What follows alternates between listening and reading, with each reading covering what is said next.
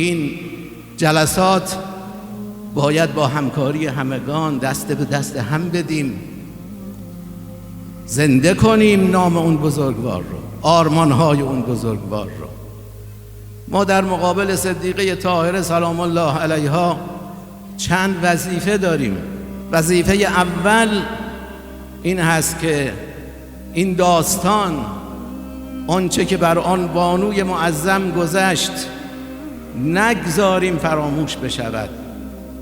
خود این داستان وظیفه داریم با تشکیل مجالس و امروز با هنرمندی هایی که بهتر میتوان این قضایا رو توضیح داد، تبیین کرد.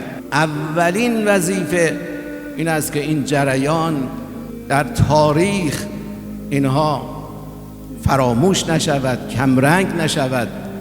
وظیفه دوم این هست که با تحلیل، با تعمیق، با تفکر درس هایی که از این داستان میتوان برداشت کرد، اونها رو استخراج کرد، استنباط کرد و در اختیار بشریت قرار داد.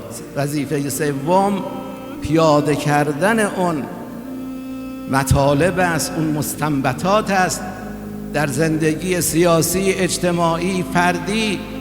و مسئله چهارم توسل و تمسک به دامان اون بزرگوار هست. خدای متعال در این آیه مبارکه این دستورالعمل سلوکی رو برای فلاح بشریت فرموده است. اعوذ بالله من الشیطان الرجیم. یا ایها الذین آمنوا اتقوا الله وابتغوا الیه الوسیله و جاهدوا فی سبیله لعلکم تفلحون. ای انسان ها، اگر میخواهید به فلاح و رستگاری برسید، این نسخه سه عنصری رو باید در زندگی خودتون پیاده کنید.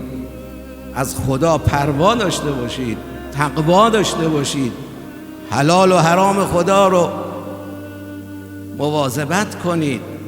مسئله دوم مسئله ابتغاء وسیله و مسئله سوم مجاهده در راه خداست. تقوا ممکن است باشد، مجاهده در راه خدا ممکن است باشد، اما این دو عنصر کفایت نمیکنه برای پرواز انسان. عنصر سوم دست به دامان اولیاء الهی زدن است.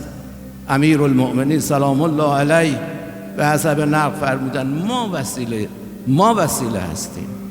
صدیقه طاهره وسیله است.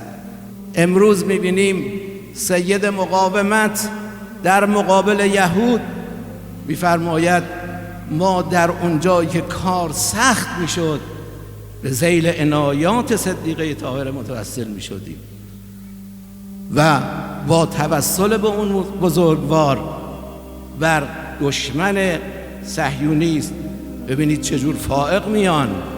اینا عنایات اون بزرگوار است.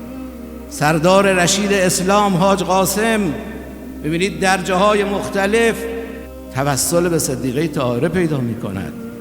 رهبر معظم انقلاب حفظه الله و متع الله المسلمین به طول بقائه الشریف سفارش می فرماید که شما اینجور نباشه که یک روز از فاطمیه اول و یک روز از فاطمیه دوم بخواید مراسم عزاداری و توسل داشته باشید.